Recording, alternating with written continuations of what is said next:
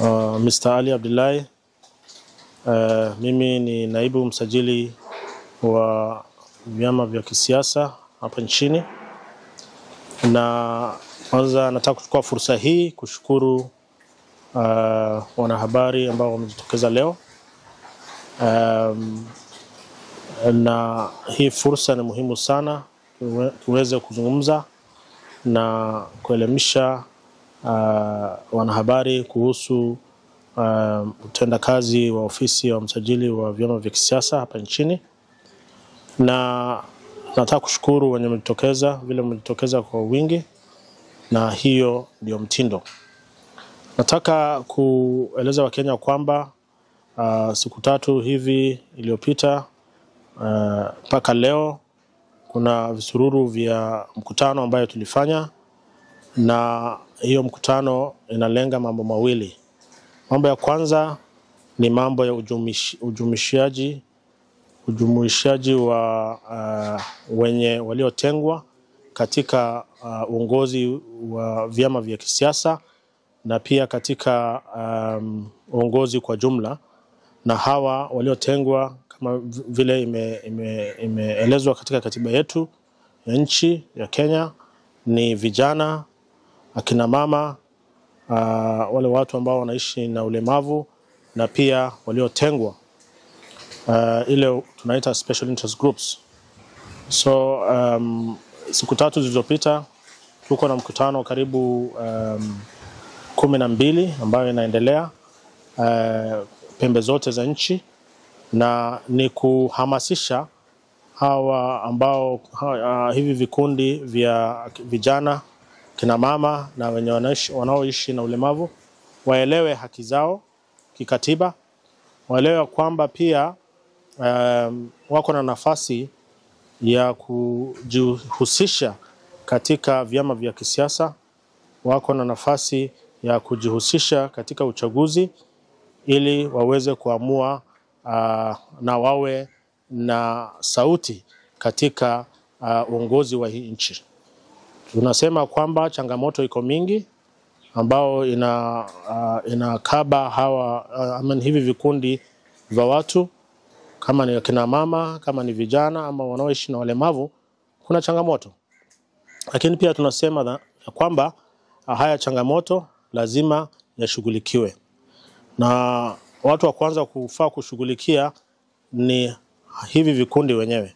Vijana lazima wajitokeze, wajiandikishe kura ili waweze kupata sauti yao. Wamama hivyo wanafaa kujitokeza na kujiandikisha kura, na wenye wanaishi na walemavu pia wajitokeze wajiandikishe kura itakapoanza watakapoanza kusajiliwa.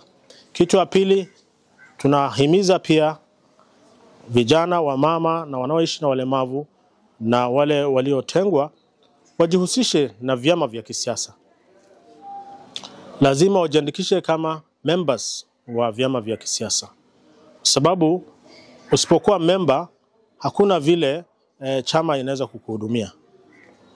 Katika sheria zetu ambazo zinasimamia mambo ya vyama vya kisiasa hapa nchini, tumeweka incentives mingi sana ya vyama vya kisiasa kuleta hawa watu kama wanachama wao, kwa sababu kulingana na hata mgawanyiko wa fedha, kuna fedha fulani imetengwa kuhakikisha kwamba vijana, wamama na walio wanaishi na ulemavu waweze kuwa members ama wanachama wa vyama.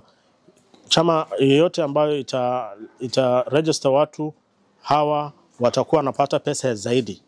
Kwa hivyo kuna hiyo fursa, na vyama wanatafuta vijana, wamama na watu wanaoishi na ulemavu.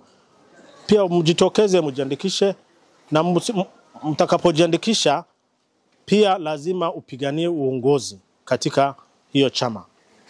Uongozi unaanzia kwa chama kwanza. Kabla hujaenda kutafuta MCA, bunge ama governor, lazima pia uanze kuwa kiongozi katika chama yako. Hapo sauti yako itasikika, utaweza kujua mambo ya uongozi, utaweza kuelewa mambo ya siasa, na kutoka hapo utaweza sasa kupigania uongozi wa nchi pia. Kwa hivyo hiyo ndio tulikuwa tunahamasisha, na pia kuelimisha haki ya kisiasa ambayo Mkenya yote anafaa enjoy, na hayo ndio ilikuwa madhumuni ya mkutano yetu.